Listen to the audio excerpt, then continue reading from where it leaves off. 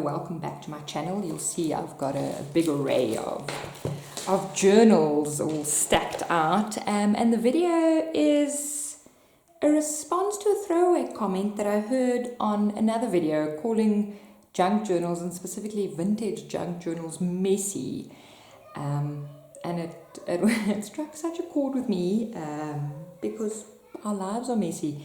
And junk journals are memory keeping devices. So I thought I'll have a quick discussion on what junk journals are and what they aren't, and why by definition they may appear or become messy.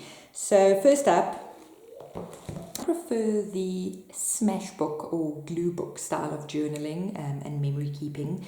It's a lot of collages, layering of images and techniques, pictures, literally gluing things in books. I've got some examples here because sometimes visually it's easier to see, and also there's a lot of overlap. When is it an art journal? When is it a Smashbook? When is it a glue book? When is it a junk journal? When is it a journal? When is it a mini album? Those are all terms that you hear and you're bombarded with. So you can see I started this one 2020, very brave before I knew, and then retrospectively the crown for Corona was actually quite good. So very little writing. So there's techniques, there's some gessoing, there's some stamping, there's some embossing, and obviously this is all very personal. Some of the junk journal elements appear like tags and things, but lots of textures, colors. This is a full technique page. This was in a notebook. Again, it's gluing items to tell a story and gluing items with relevance at that point in time. You can see my things are quite colourful. Found objects, objects that meant something to me or that appeared in my day at that point in time. These are the standard books that I then use and I write in. This is a junk journal that I made. It was for a holiday we took, and we start getting into the meaning of junk journal. It's in the construction of the book. It's also in the way you use it. Junk journal, maybe there's a misconception that it's just junk, it's just used things, it's just secondhand things, it's just nonsense. But you get very beautiful junk, and you get very beautiful items that resonate with you in your life at that point. Keeping fragments of things, keeping bits of a wrapper, pressed rose, lace, a ticket offcut. Those things have been around for hundreds of years, that sort of tangible memory keeping. So the construction on this, it's a double signature pamphlet. The spine is very loose and open with bookbinder's tape because of it was for a holiday, so it grew fat. It had a whole lot of ephemera in it, and you can see there's wrapping paper, there's magazine paper, there's actual offcuts, there's old cards, a letter that someone had typed, a pharmacist's bag, really, and then this was a trip to Sweden, so you'll see there's Swedish ephemera added as we went, but really found objects, doilies, and fabric offcuts. It's not just scrapbook paper, and it's not just neat white pristine papers, but there's very normal things like grid paper, journaling cards, there's old book paper, pattern paper. So it's things that wrapping paper, there's even a paint chip card.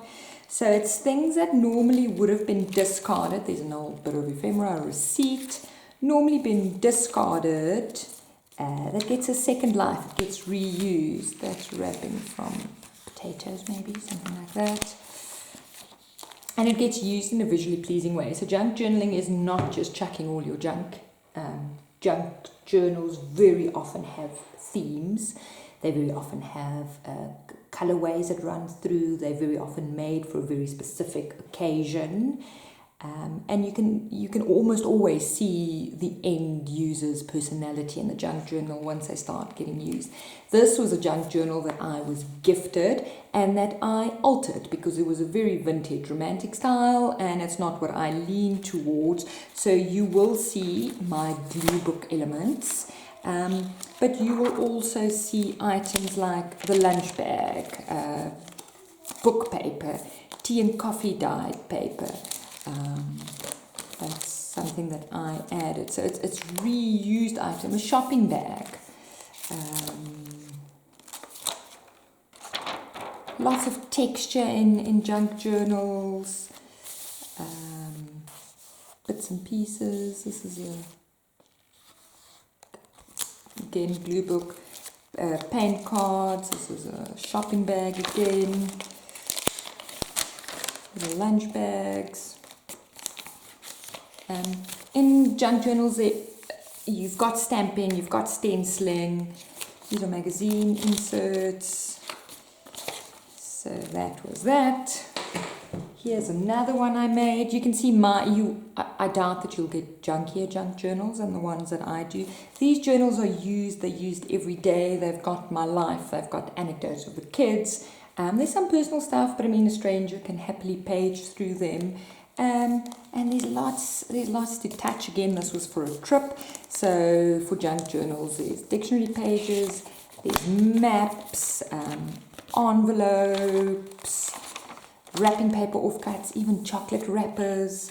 So yes, it's junky, but it's not only junk, and the junk has relevance to the person doing the memory keeping. So you can see these are messy, and I take the point that these are messy, but that is the way that I use my junk journal. Next thing that we can get to is an art journal. I very rarely keep art journals because I don't sit down and journal. My journal goes, if I have 5 minutes in the car, I journal in the car. So art journaling requires very often techniques, painting, stenciling, stamping, wet techniques, mixed media techniques. So this one was specifically done for the initial, 28 days of lockdown. I did a video series on each and every page if you're interested in that. So these have, again, not a lot of writing, not a lot of text, but lots of techniques. So these I would classify as an art journal. Again, it's in a preset book, but an art journal can be in a junk journal. An art journal can be in a altered book, so a fiction or non-fiction book that you just do stuff over.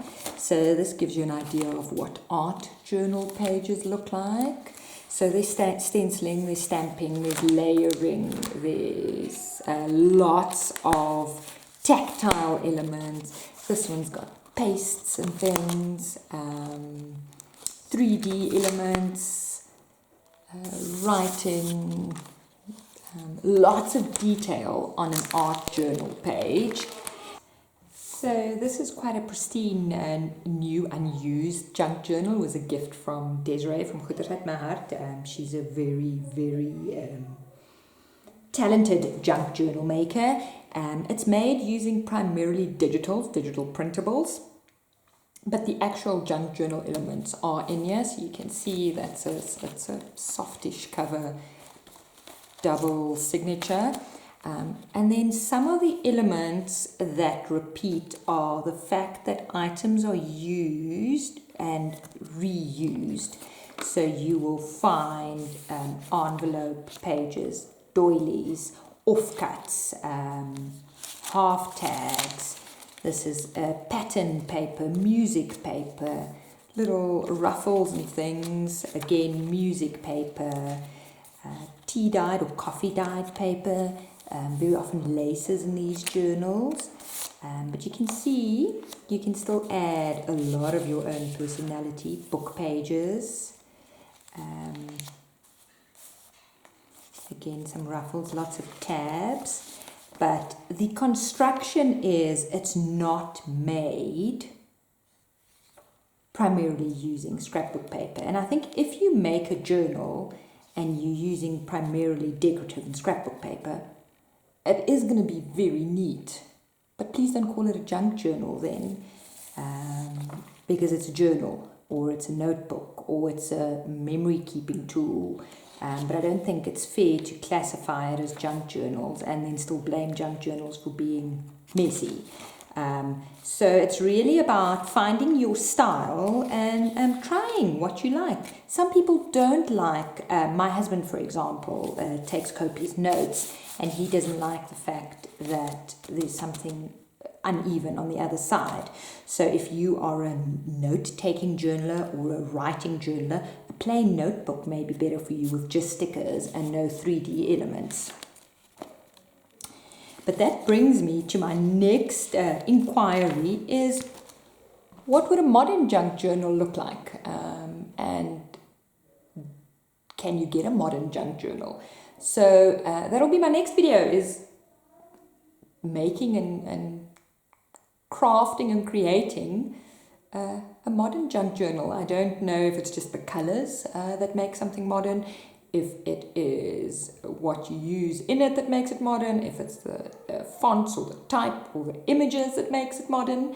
So that's going to be something that I am exploring. And it's definitely going to be a junk journal, so there will definitely be repurposed, upcycled, found objects. It will not just be a pretty paper journal. Let me have your comments on classifications of journals, and whether you find junk journals messy, whether you get the point of them, and how you journal, how you use your journal. Because as you can see, this is a fragment of the journals that I have at the moment. Thanks for watching, and welcome also to all the new subscribers. Really nice to see my numbers climbing. And if you haven't subscribed yet, please do so. Thanks for watching. Bye-bye.